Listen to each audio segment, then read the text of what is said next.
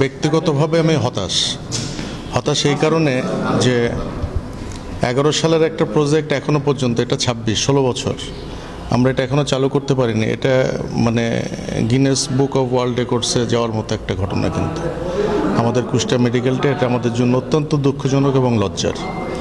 তো এখানে আমরা কতগুলো মেন প্রবলেমের সাথে একটা যেটা আমাদের জন্য একটু চিন্তার বিষয়, সেটা হলো যে আমাদের এখানে কিন্তু আর্মি ডিপ্লয়মেন্ট আছে এবং ওনারা এখানে ডিপ্লয়েড হচ্ছেন আমাদের জন্য, আমাদের নিরাপত্তা, সেফটি, সিকিউরিটির জন্য ওনারা এখানে ডিপ্লয়েড।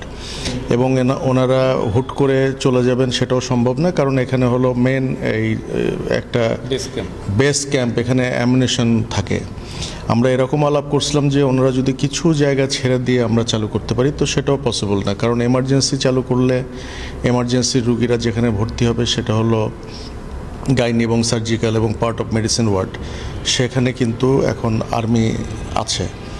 তো আজকে যেটা সিদ্ধান্ত হলো যে এখান থেকে প্রায় 50% আর্মি অলরেডি এক সপ্তাহের মধ্যে তারা চলে যাবেন, আর 50% থাকবে। এবং ভেরি শর্টলি যেটা আমরা এখানে আলাপ আলোচনা করে সিদ্ধান্ত নিলাম যে আমাদের কুষ্টিয়া জেলার সিকিউরিটি কনসার্ন আদৌ আছে কি নাই সে ব্যাপারে ফর্মালি রাষ্ট্রীয়ভাবে যখন ডিক্লারেশন হবে তখনই আর্মি এখান থেকে যাবে। এবং সেটাও আমরা এক্সপেক্টিং খুব অল্প সময়ের মধ্যেই, যেটা ডিসি মহোদয় বলে গেলেন আমাকে, খুব অল্প সময়ের মধ্যে। আমি ইচ্ছা করেই এই অল্প সময়টা, কত অল্প সময় এটা আমি জানতে চাইনি, কারণ ওনারা এটার উত্তর দিতে পারবেন না। অল্প সময় মানে অল্প সময়। তো যদি সেটা 1 মাসও হয়, 1 মাসের মধ্যে আমাদের আরও অনেকগুলো কাজ আছে যেগুলো আমরা এর মধ্যে সেরে ফেলতে পারবো। যেমন যন্ত্রপাতিগুলো আমরা ইউজার সাইডে ইউজ করে আমরা কিন্তু রিপোর্ট করতে পারবো। বেডগুলো কিভাবে অ্যাকোমোডেশন হবে, বেডগুলোর সেট আপ আমরা শুরু করতে পারবো। কিছু লোকবল আছে, সেই লোকবলের জন্য আমরা কিছু কাজ করতে পারবো। মানে এখন মেন যে জিনিসটা হচ্ছে সেটা হলো যে আমরা যদি ওয়ার্ডগুলো আমরা ফাঁকা পেয়ে যাই, তাহলে আমরা এটা একাধারে এটা সাজানো শুরু করব এবং কাজও শুরু করব। এবং তখন আপনারা দেখবেন যে emergency like other medical college hospitals, এমার্জেন্সির মতোই চলছে। এমার্জেন্সি রুগীরা আসছে, অ্যাম্বুলেন্সের শব্দ শুনতেছেন, তারা এখানে ভর্তি হচ্ছে, 24 আওয়ার্স অপারেশন হচ্ছে, সব কিছু শুরু হবে ইনশাল্লাহ। আমাদের আসলে মেন যে সংকটগুলো ছিল যন্ত্রপাতির, সেগুলো তো সবই চলে আসছে, তাই না? এখন এইগুলো আমরা ইউজ করা শুরু করব এবং আমরা ইউজার রিপোর্ট আমরা দেব।